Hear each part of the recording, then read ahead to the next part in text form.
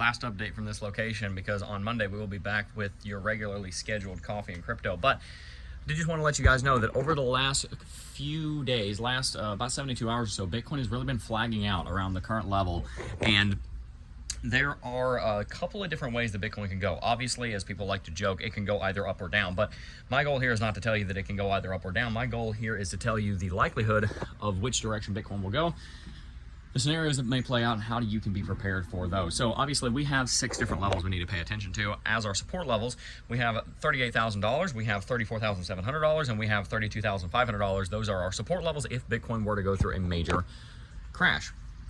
On the resistance, we've got the level of about 44.3 to 44.7. Then we've also got the level of $46,000, and we've got the level of $49,000. Those are our 3 floors and 3 ceilings above us.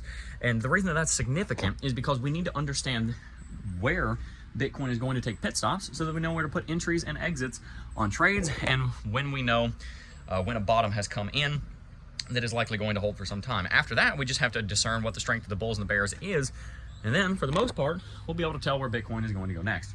Now, Bitcoin is showing a lot of indecision right now. If you're looking on like the 3 daily chart, you're basically going to see a spinning top, and that's because Bitcoin really is spinning. It's not doing a whole lot. It's spinning its wheels, it's stuck in the mud.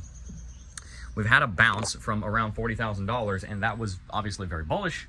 But as we talked about, the bulls have not managed to do anything with that momentum just yet. We've only been able to rally up to about $44,000, not even quite up to 44.3 to 44.7. And so Bitcoin has been sitting here trading sideways for quite some time. This is not really a good sign for the bulls, because the bulls need to see a major impulse movement to the upside where they break above at least 44.3 to 44.7 to be able to institute any kind of major uptrend. And that's just not something that they've been able to do as of yet. As you guys know, I am a long-term bull on Bitcoin, always have been, always will be. I believe it's a very strong project, and I believe that Bitcoin is going to revolutionize finance. That being said, in the short term, there are plenty of times that I am bearish. And right now, I have been very reluctant to flip bullish on this bullish movement that Bitcoin has seen in the last week. I'm still looking at about $38,000 for a back test once again. And the reason for that, quite simply, is because the bulls have not proven themselves.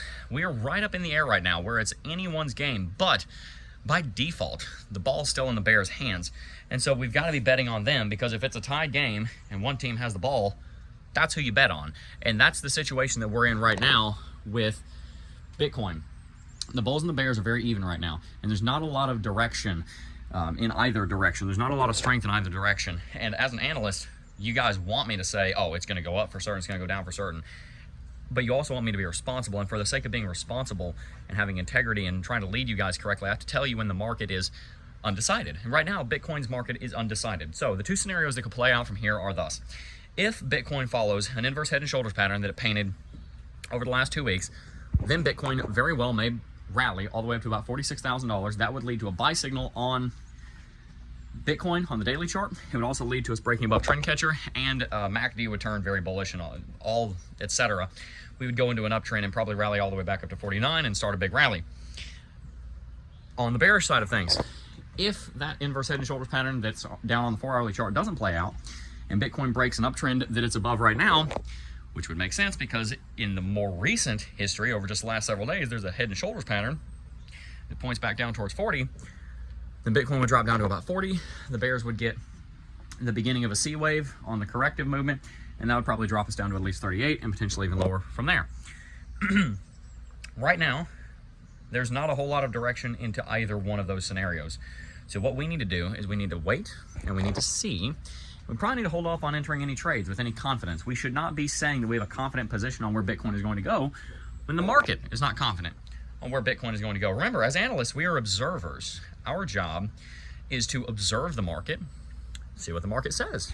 And if the market says, then we can try and predict what the market's going to do. But if the market really genuinely just thinks, then that's kind of what we need to reflect as well. So what do we do with this? Well, if Bitcoin starts breaking to the upside, and in the event that that does begin to occur, it would be a very wise thing to begin your dollar cost averaging if you've not already. I've been hammering this home for months. If you're not dollar cost averaging into Bitcoin and alts, then I think you're making a mistake. Secondly, if we do break above 44.3 to 44.7, I think there's a pretty solid trade to be made between 44.3 and 44.7 all the way back up to 49. On the bearish side of things, if we break below this uptrend, then there is a place to say we could drop down to 40.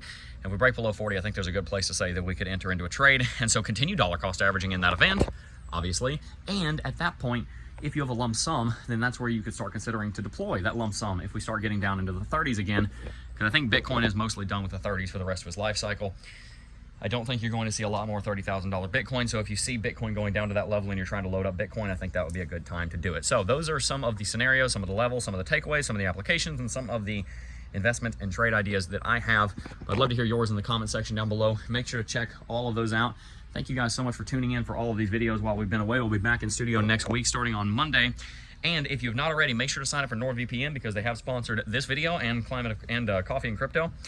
NordVPN is an excellent place to get high quality security architecture that will keep you free and safe while browsing online during your journeys in cryptocurrency. So make sure to sign up with the link down below. Stay tuned because we've got our own Lux Algo indicator coming out in the next week or two. Can't wait to share that with you guys. It's really great. And I'll see you guys back in Florida. Peace.